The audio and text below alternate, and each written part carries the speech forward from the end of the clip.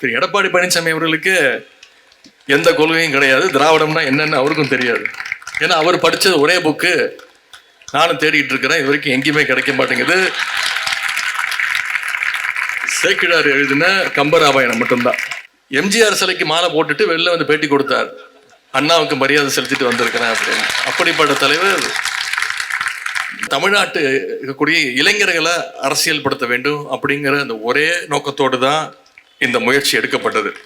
ஆனால் இன்னைக்கு நாட்டில் பார்த்தீங்கன்னா சில பேர் அவங்களுடைய தொண்டர்கள் அறிவாளிகள் இருக்கிறது அவங்களே தலைவர்களே விரும்புறதில்லை.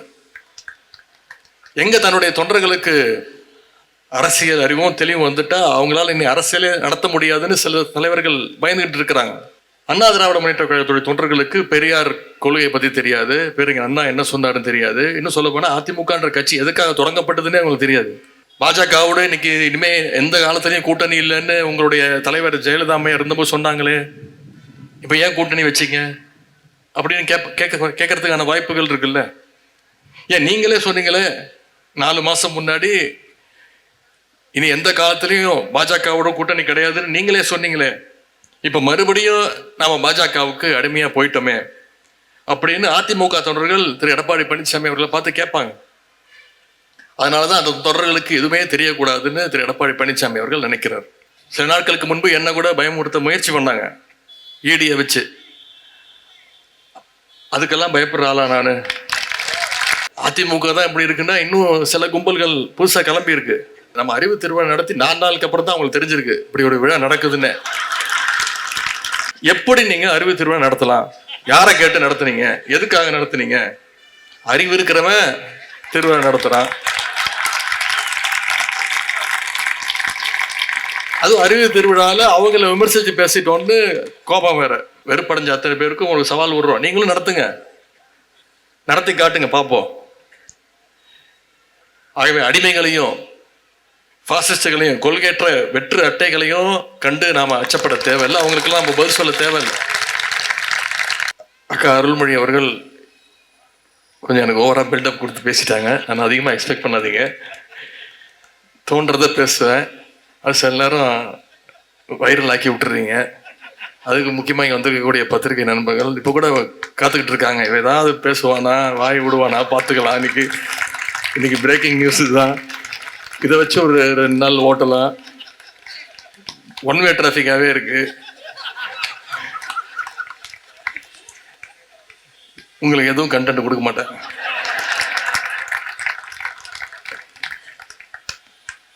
அதுவும் அக்காவே சொல்லிட்டாங்க 2 நாளுக்கு முன்பு, கிட்டத்தட்ட 40 நிமிஷம் 9 மணிக்கு பேச ஆரம்பிச்சு 9:45 வரைக்கும் பேசினாப்புல அப்படின்னு. நீங்க பயந்துடக்கூடாது, இன்னைக்கு 9 மணி வரைக்கும் பேசுவானா? அப்படியே 40 நிமிஷம் பேசுனதுனாலையும் நேற்று பல நிகழ்ச்சிகள் சிவகங்கை மாவட்டத்தில் அதே மாதிரி பேசுனதாலும் இன்னைக்கு குரல் சரியில்லாம இன்னைக்கு நீங்கெல்லாம் தப்பிச்சிருக்கீங்க. திமுக 75, டிஎம்கே 75 அப்படின்ற இந்த அறிவு திருவிழாவுடைய நிறைவு நிகழ்ச்சி, அதான் சிறப்புரைன்னு போடும்போதே மாத்தினேன். சிறப்புரையெல்லாம் வேணாங்க, நிறைவுரைன்னு போடுங்க, எல்லாம் முடிச்சு வீட்டுக்கு போகணும். ஞாயிற்றுக்கிழமை 7 நாட்கள் 2 நாட்கள் அரங்கத்துக்குள்ள நடந்த நிகழ்ச்சி. கிட்டத்தட்ட 10 அமர்வு, 44 சிறந்த பேச்சாளர்கள். அதுக்கு பிறகு இங்கே கிட்டத்தட்ட 1 வாரம். எனக்கு தெரிஞ்சு இந்த மாதிரி ஒரு சிறப்பான நிகழ்ச்சி வள்ளுவர் கோட்டத்தில் இதுவரைக்கும் நடந்ததில்லை. ஆனால் என்னுடைய விருப்பம் இனிமேல் அடிக்கடி நடக்க வேண்டும். நம்முடைய முதலமைச்சர் கழக தலைவர் அவர்கள் இந்த அறிவு திருவிழாவுக்கு அனுமதி அளித்து இளைஞர் அன்னைக்கு இப்படி ஒரு வாய்ப்பு கொடுத்து அந்த நிகழ்ச்சியை துவங்கி வச்சாங்க. முதல்ல அவருக்கு என்னுடைய நன்றியை நான் தெரிவிச்சுக்கணும். அதன் பிறகு கருத்தரங்கம், காலத்தின் நிறம் கருப்பு சிவப்புங்கிற அந்த புத்தக வெளியீடு. இப்படி இந்த விழா நடந்திருந்தாலும் இந்த முற்போக்கு புத்தக காட்சி இல்லாம இந்த அறிவு திருவிழா ஒரு முழுமை அடைஞ்சிருக்காது. அரசியல் புத்தகங்களை மட்டுமே கொண்ட ஒரு புத்தக காட்சியை இவ்வளவு சிறப்பாக வேறு யாராலும் வெற்றிகரமாக நடத்தியிருக்கவும் முடியாது. இளைஞர் அணியினால் மட்டும்தான் சாத்தியம்.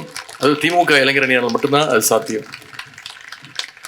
பொதுவாக புத்தக காட்சிக்கு போனீங்கன்னா, நானும் போயிருக்கேன், வருஷம் நடக்கின்ற புத்தக கண்காட்சிக்கு போயிடுவேன். புத்தக காட்சிகள் போய்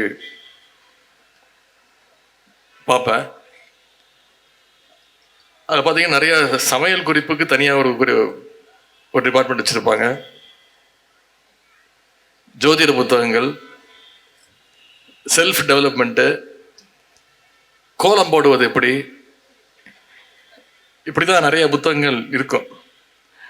ஆனால் நம்முடைய இளைஞரணி நடத்துகின்ற இந்த புத்தக காட்சியில் முழுக்க முழுக்க அரசியல் புத்தகங்களை மக்கள் பார்த்து தேடி வந்து பார்த்து படிக்கின்ற நிலைமையை நம்ம உருவாக்கி இருக்கிறோம்.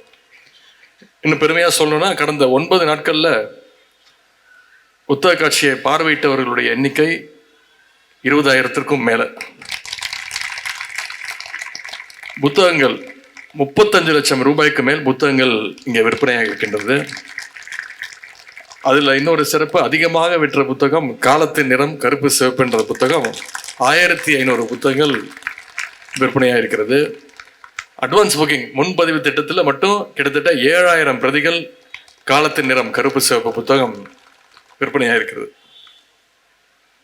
அடுத்த ஆண்டில் இதை விட அதிகமாக ஆகுன்ற அந்த நம்பிக்கையும் இருக்கின்றது. கருத்தரங்கத்தில் ஏற்கனவே நான் 2வது நாள் பேசும்போது சொன்னேன், இந்த வள்ளுவர் கோட்டத்தை தேர்ந்தெடுத்ததுக்கு நிறைய அறிவு திருவிழாங்கிற நிகழ்ச்சியை நடத்துவதற்கு வள்ளுவர் கோட்டம் தேர்ந்தெடுத்ததற்கு பல காரணங்கள் உண்டு அப்படின்னு. கலைஞர் 1973ஆம் ஆண்டு இந்த வள்ளுவர் கோட்டத்திற்கு கட்டுவதற்காக அடிக்கல் நாட்டினார். அப்போ ஒரு முதலமைச்சர். அதன் பிறகு ஆட்சி கலைக்கப்பட்டது. வேலைகள்லாம் வேகமாக நடந்தது. 1976ஆம் ஆண்டு கலைஞருக்கே அழைப்பு கொடுக்கல. அடிக்கல் நாட்ட கலைஞரை நிராகரிச்சிட்டாங்க, அழைப்பு கொடுக்கல. கலைஞர் இல்லாமையே இந்த வள்ளுவர் கோட்டத்தை திறந்தாங்க. அதன் பிறகு கலைஞர் அவர் 1989ஆம் ஆண்டு மறுபடியும் நீண்ட இடைவேளைக்கு பிறகு முதலமைச்சரானார். முதலமைச்சரானே அந்த பதவி பிரமாணம் எடுத்துக்கிறதுக்கு, இந்த பொறுப்பை ஏற்றுக்கிறதுக்கு அவர் தேர்வு செய்த இடம் இந்த வள்ளுவர் கோட்டம். பொதுவாக வள்ளுவர் கோட்டம்னாலே கொஞ்சம் எல்லாரும் பயப்படுவாங்க. நிறைய பேர் சொல்லுவாங்க, கொஞ்சம் ராசி இல்லாத இடங்க அப்படின்வாங்க. நான் இந்த இடத்த தேர்ந்தெடுத்ததுக்கு அதுவும் மிக மிக முக்கியமான காரணம். ஏன்னா அறிவு திருவிழா நடத்துவதற்கும் ராசிக்கும் எந்த சம்பந்தம் இல்லைன்னு நம்புறவன் நான். இப்படிதான் சென்ற சட்டமன்ற தேர்தல் பொழுது நிறைய பேர் ஜோசியெல்லாம் பார்த்தாங்க. உங்களுக்கு தெரியும், கட்டம் சரியில்லை, ஜாதகத்திலேயே சொல்லியாச்சு, அந்த வாய்ப்பே கிடையாது அப்படிலாம் சொன்னாங்க. ஆனால் தமிழ்நாட்டு மக்கள் ஒரே மனதாக தேர்ந்தெடுத்தார். நம்முடைய முதலமைச்சர் அவர்கள் தமிழ்நாட்டு மக்கள் தேர்ந்தெடுத்தாங்க. அதற்கு வலு சேர்க்கணும் அப்படிங்கிறதுக்காக தான் இன்னைக்கு இந்த வள்ளுவர் கோட்டத்தில் இந்த நிகழ்ச்சியை நடத்துவதற்கு முதல்ல ஒத்துக்கிட்டோம். புத்தக காட்சியில் கிட்டத்தட்ட 60 கடைகள் அமைக்கப்பட்டு 46 பதிப்பகங்கள் பங்கு பெற்றன. அதுலேயும் ஒரு சிறப்பு என்னன்னா, புத்தக கண்காட்சிக்குள்ள நுழையும் போது முதல் கடையே இளைஞரனுடைய முத்தமிழர் பதிப்பகத்துடைய முதல் கடை. அனைத்து கடைகளையும் பார்த்துட்டு நீங்கள் வெளியில் வரணும்னா கடைசி கடையாக இருந்தது கலைஞர் கருவூலத்துடைய கடை. இது கடையில் இருந்த ஸ்டால்ஸில் திராவிட இயக்க, கம்யூனிச, அம்பேத்கரின் நூல்கள், பெண் விடுதலை பற்றி பேசுகின்ற நூல்கள், திராவிட சினிமா பற்றிய நூல்கள்னு பல முற்போக்கு நூல்களை இடம்பெற்ற வச்சிருந்தோம். இன்னொரு கூடுதல் சிறப்பு, திருநங்கை பதிப்பகத்துக்கும் ஸ்டால் ஒதுக்கப்பட்டு அந்த தோழர்களுடைய புத்தகங்களும் இன்னைக்கு இங்கே பெரிய அளவில் இந்த கடந்த 7 நாட்களில் விற்பனையாகி இருக்கு. அது மட்டும் இல்லாமல் இந்த அறிவு திருவிழாவில் கடந்த 7 நாட்களாக இந்த மேடையில் பல கலை நிகழ்ச்சிகளும் வைரலாக இருக்கு. பல்வேறு தலைப்புகளில் பேச்சாளர்களுடைய பேச்சும் இன்னைக்கு அனைவராலும் கவனிக்கப்பட்டிருக்கு. கடந்த 2 நாட்களாக ஏற்கனவே சொன்னது போல சிவகங்கை மாவட்டத்தில் சுற்றுப்பயணத்தில் இருந்தேன். அங்கே சுற்றுப்பயணத்தில் பல்வேறு உடன்பிறப்புகள், திராவிட இயக்கப்பட்டார்கள்னு பல பேரை சந்தித்தேன். அவங்க அத்தனை பேரும் சொன்ன வார்த்தை, பாராட்டினது, இளைஞரணி மிகச்சிறந்த முன்னெடுப்பு எடுத்திருக்கீங்க, இந்த அறிவு திருவிழாவை ஒரு மிகச்சிறந்த எடுத்துக்காட்டு நிகழ்ச்சியாக நடத்தியிருக்கிறீங்க, அதற்கு எங்களுடைய பாராட்டுகள் அப்படின்னு சொன்னாங்க. இங்க பேசின பல பேர்ல கூட பேசியிருக்காங்க. இது ஒரு 4 வருடங்களுக்கு முன்பாகவே இந்த முயற்சியில் ஈடுபட்டிருக்கணும் அப்படின்னு சொன்னாங்க. அந்த உண்மையை நானும் நிச்சயம் உணர்கிறேன். இனிமேல் நம்முடைய தலைவர் சொன்னது போல வருடா வருடம் வெவ்வேறு மாவட்டங்களில் நிச்சயம் இந்த அறிவு திருவிழாவை நம்முடைய இளைஞரணி இன்னும் சிறப்பாக நடத்துவதற்கான முயற்சிகளில் நாங்கள் ஈடுபடுவோம். இதையெல்லாம் பார்க்கும்பொழுது, இங்கே வந்திருக்கக்கூடிய இந்த வரவேற்பை எல்லாம் பார்க்கும்பொழுது, இந்த அறிவு திருவிழாவை எந்த நோக்கத்திற்காக நடத்தணுமோ அந்த நோக்கம் நிறைவேறிக்குங்கிற நம்பிக்கை, மகிழ்ச்சி எனக்கு இங்கே வந்திருக்கக்கூடிய வாசக பெருமக்கள், இளைஞர் தம்பிமார்கள் கொடுத்துருக்குறீங்க. நம்ம கரெக்டான டார்கெட்டை நோக்கி பயணிச்சுட்டு இருக்கிறோம் அப்படிங்கிற அந்த மனநிறைவை நீங்கள் அத்தனை பேரும் எனக்கு கொடுத்துருக்குறீங்க. எதற்காக இப்படி ஒரு நிகழ்ச்சி, எதற்காக இப்படி ஒரு முற்போக்கு திருவிழா, முற்போக்கு புத்தக காட்சி அப்படின்னு கேட்டிங்கன்னா, தமிழ்நாட்டு இருக்கக்கூடிய இளைஞர்களை அரசியல் படுத்த வேண்டும் அப்படிங்கிற அந்த ஒரே நோக்கத்தோடு தான் இந்த முயற்சி எடுக்கப்பட்டது. கழக இளைஞரணி தோழர்கள் நிறைய படிக்கணும், நிறைய கருத்துக்களை தெரிஞ்சுக்கணும். நம்ம நிறைய பேர் விமர்சனம் செய்வாங்க, விமர்சனத்துக்கு அப்பாற்பட்டவர் யாருமே கிடையாது. அப்படி விமர்சனம் செய்வங்களுடைய கருத்துக்களையும் நாம் தெரிஞ்சுக்கணும். அதுக்கும் பதில் சொல்வதற்கு நாம் தயாராக இருக்கணும். அந்த பதிலை தேடி நாம் போகணும், அதுக்கு படிக்கணும், வரலாறு தெரிஞ்சுக்கணும். அந்த விமர்சனங்களுக்கு சரியான பதிலடி கொடுக்கும்போது நம்மளாலும் அரசியல் களத்தில் சரியான பாதையில் போக முடியும், உறுதியாக நிற்க முடியும் அப்படின்ற அந்த நம்பிக்கை தான். இளைஞர்களுடைய அறிவை வளர்க்கணும், ஆற்றலை பெருக்கணும்னு இவ்வளோ வேலைகளை நாம் செஞ்சிட்டு இருக்கிறோம், இவ்வளோ மெனக்கெட்டு இவ்வளோ வேலைகளை செஞ்சிட்டு இருக்கிறோம். ஆனால் இன்னைக்கு நாட்டில் பார்த்தீங்கன்னா சில பேர் அவங்களுடைய தொண்டர்கள் அறிவாளிகள் இருக்கிறது அவங்களே தலைவர்களே விரும்புறதில்லை. எங்க தன்னுடைய தொண்டர்களுக்கு அரசியல் அறிவும் தெளிவும் வந்துட்டா அவங்களால இனி அரசியலே நடத்த முடியாதுன்னு சில தலைவர்கள் பயந்துகிட்டு இருக்கிறாங்க. உதாரணத்திற்கு அண்ணா திராவிட முன்னேற்ற கழகத்தை எடுத்துக்கோங்க. அண்ணா திராவிட முன்னேற்ற கழகத்துடைய தொண்டர்களுக்கு பெரியார் கொள்கையை பற்றி தெரியாது, பேருங்க அண்ணா என்ன சொன்னாருன்னு தெரியாது. இன்னும் சொல்ல போனால் அதிமுகன்ற கட்சி எதுக்காக தொடங்கப்பட்டதுன்னே அவங்களுக்கு தெரியாது. திமுகவை விமர்சிக்கணும், கலைஞரை எதிர்க்கணும் அப்படிங்கிற ஒரே நோக்கத்தோடு துவங்கப்பட்ட கட்சி தான் அண்ணா திராவிட முன்னேற்ற கழகம். இப்போவும் அந்த கொள்கைகள் தெரியக்கூடாதுன்னு அந்த கட்சியினுடைய நிரந்தர பொதுச் செயலாளர் திரு எடப்பாடி பழனிசாமி அவர்கள் இன்னும் அந்த பணியில் அவர் ஈடுபட்டிருக்கிறார்.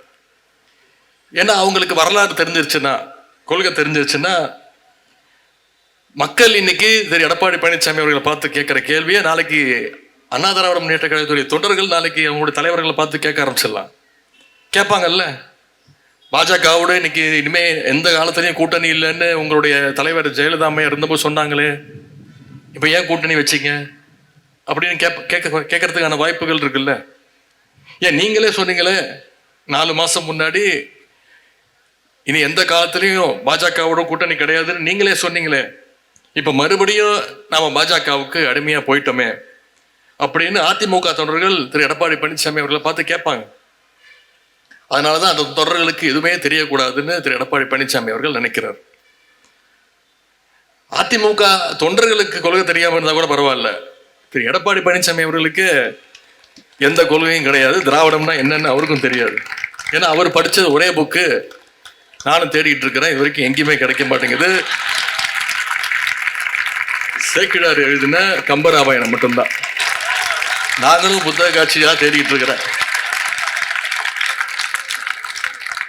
கொள்கைகள் மட்டும் மறக்கல, அவருடைய தலைவரே யாருன்னு அவர் மறந்துருக்கிறார் பல நேரத்தில்.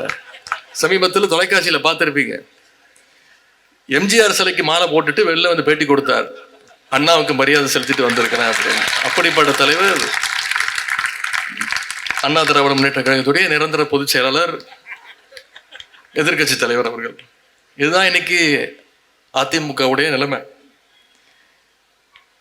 ஆனால் திராவிட முன்னேற்ற கழகத்தை, நம்முடைய இயக்கத்தை நீங்க யோசிச்சு பாருங்க.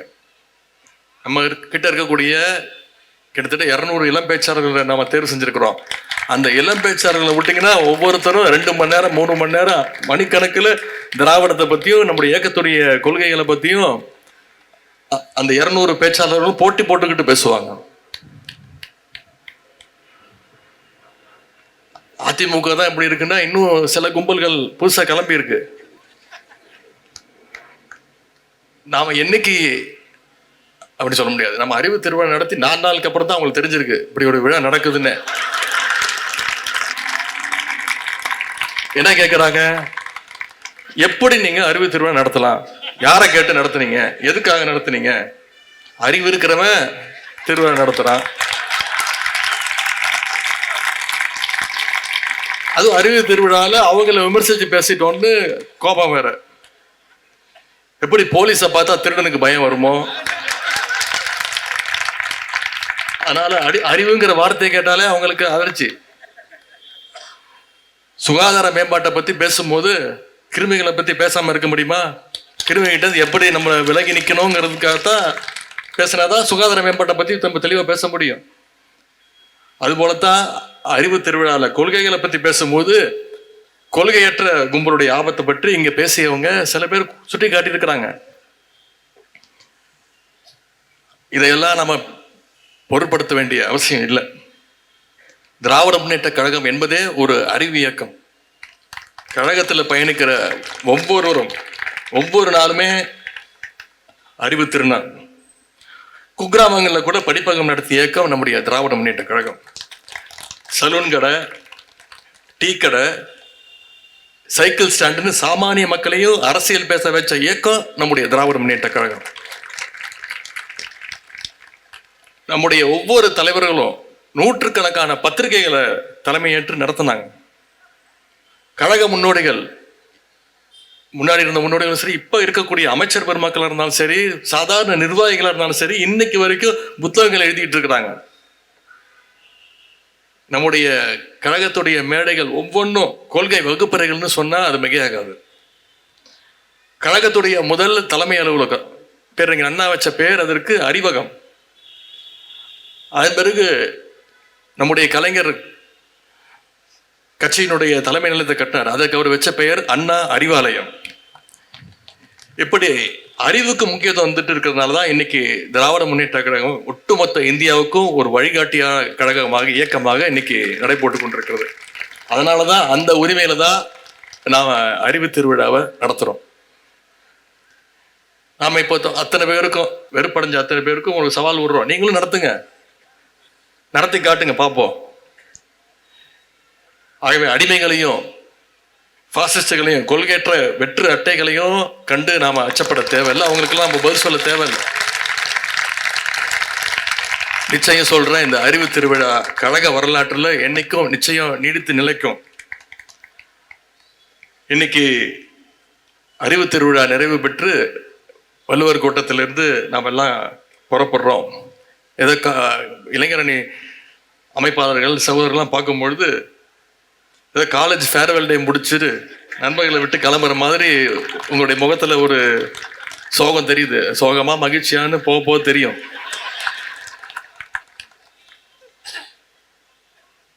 நாம் இங்கேருந்து புறப்பட்டு அடுத்த வேலையை பார்க்க போகிறது இல்லை. அடுத்த வேலை என்னன்னா, அடுத்து வர இருக்கக்கூடிய சட்டமன்ற தேர்தல் வேலையை பார்க்க போகிறோம்.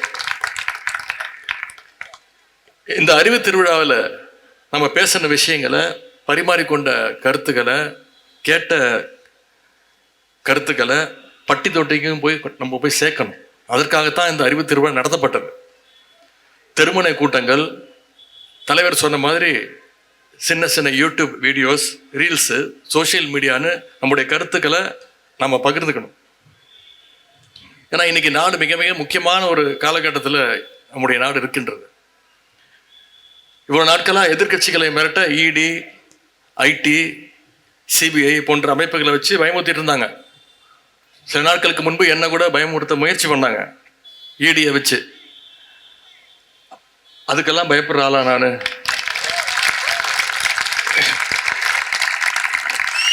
கலைஞருடைய பேரன், கழக தலைவருடைய வளர்ப்பு, எதிர்கட்சிகளை முடக்க இன்னைக்கு எலெக்ஷன் கமிஷனே அந்த வேலையில் இறங்கியிருக்கு. எஸ்ஐஆர்னு ஒன்று கொண்டு வந்துருக்கிறாங்க, ஸ்பெஷல் இன்டென்சிவ் ரிவிஷன் அப்படின்ற ஒரு திட்டம். தேர்தலையே திருட்டுத்தனமாக நடத்துகிற அளவுக்கு இன்னைக்கு ஒன்றிய அரசு இறங்கி இருக்கிறது.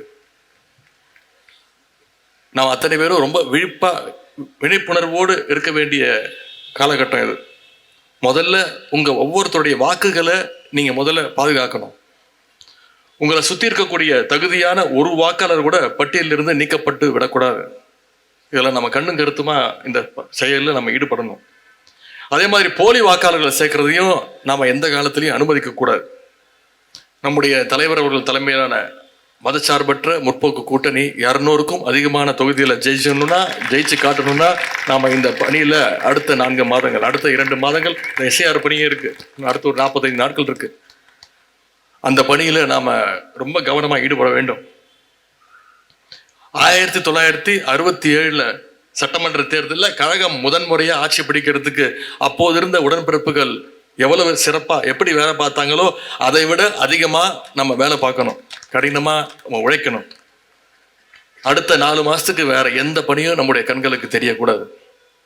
2026 நாம் வெற்றி பெற்றா அது கழகத்துடைய வெற்றி மட்டும் கிடையாது, அது ஒட்டுமொத்த தமிழ்நாட்டு மக்களுடைய வெற்றி என்பதை மக்களுக்கு நாம் புரிய வைக்கணும்.